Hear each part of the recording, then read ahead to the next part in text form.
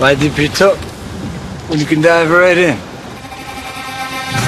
Why let things simmer when you can cook up a storm? Why live life in half measures when you can live it to the brim?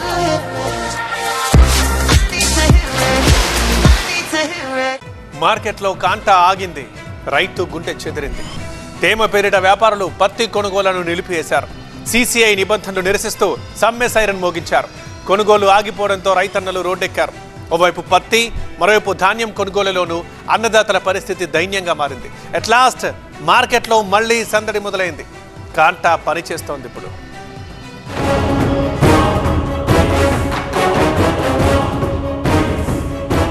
Warangal Enumamula మార్కెట్లో పత్తి కొనుగోళ్లు బంద్. కొనుగోలు చేయాలి, రైతులను ఇబ్బంది పెడితే మొత్తం సార్ ఖరీదారులు అర్థారు కుమ్మక్కై రేటు కొంచెం తగ్గించాలి ఉపాయం చేసినట్టు అనిపిస్తుంది సార్ మాకు. ఆదిలాబాద్ వ్యవసాయ మార్కెట్లో సేమ్ టు సేమ్ సీన్. ఇప్పటిదాకా కొనుగోలు చేయడం లేదు, కాటా చాలు చేయకొచ్చిండు అంత, ఇప్పుడు మాకు డబుల్ కిరాయిలు పడతాయి బండ్లు. కాంటాకు బ్రేక్ వేసిన వ్యాపారులు, సీన్లోకి రాని సీసీఐ అధికారులు. కాటన్ ఇండస్ట్రీ అసోసియేషన్ బంద్ ప్రకటన. పత్తి కొనుగోళ్లు నిలిచిపోవడంతో పత్తి రైతులు ఆందోళన బాటపట్టారు.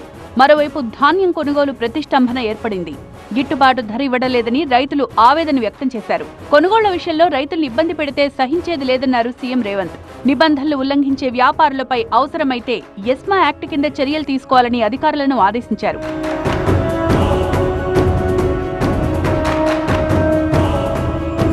ఇక పత్తి కొనుగోళ్ల ప్రతిష్టంభనపై ప్రభుత్వం యుద్ధ ప్రాతిపదికన చర్యలు చేపట్టింది. సీసీఐ నిబంధనలపై అభ్యంతరం వ్యక్తం చేస్తూ సమ్మెకు పిలుపునిచ్చిన జిన్నింగ్ మిల్లర్స్ తో సీసీఐ అధికారులతో చర్చలు జరిపారు వ్యవసాయ మంత్రి తుమ్మల నాగేశ్వరరావు. సామరస్యంగా సమస్య పరిష్కారం అయిందన్నారు.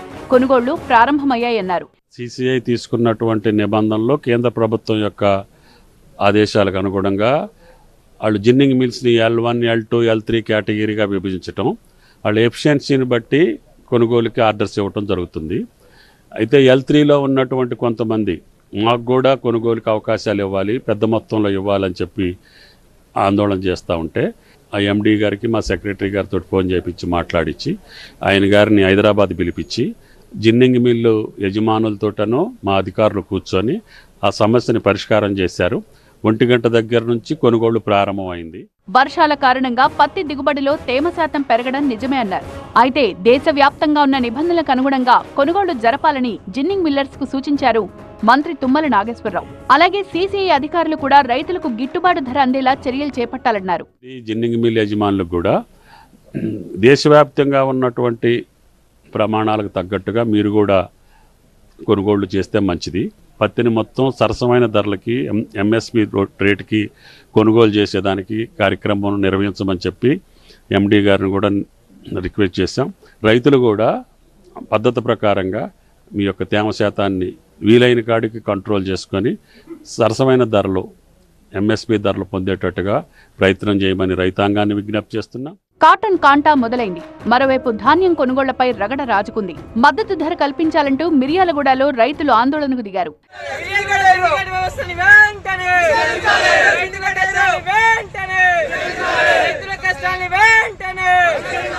తెలంగాణలో ధాన్యం కొనుగోళ్లు కేంద్రంగా రాజకీయం హీటెక్కుతోంది. రాష్ట్రంలో 95 లక్షల టన్నుల ధాన్యం పండిస్తే 50,000 టన్నుల ధాన్యం కూడా కొనుగోలు చేయలేదన్నారు బీజేపీ నేత లక్ష్మణ్.